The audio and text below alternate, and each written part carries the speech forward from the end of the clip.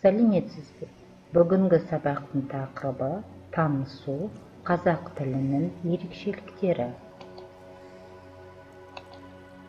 Сәлем әдептіліктің белгісі, жақсы сөз, жарым ырыс, амандасу адамгершіліктің әдептіліктің бір белгісі болып табылады. Бүгінгі сабақта танысатын тілдес үлгілері.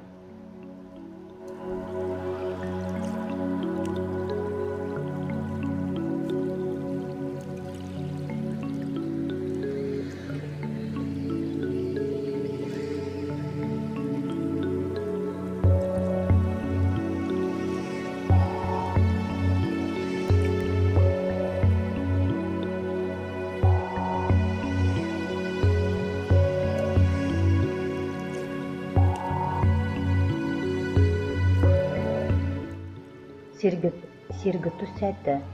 Қазақ тіліне тән спецификалық дыбыстарды айтуға жаттығыңыз.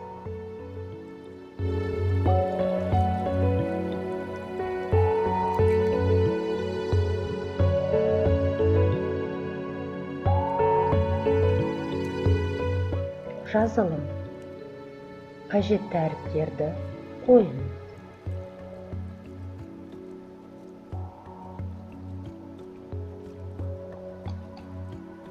Сөздерді ажыратыңыз.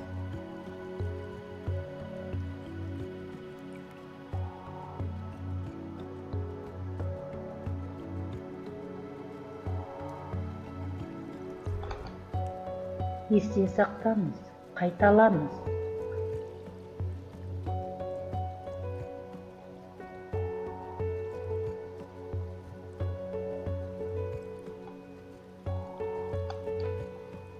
Келесі тапсырма: берілген сұхбатты толықтырыңыз.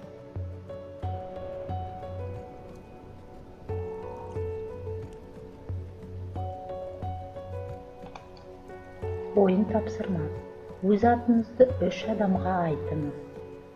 3 адамның атын сұраңыз. 3 адамның халін сұраңыз. Бүгінгі сабағымыз аяқталды. Сау болыңыз.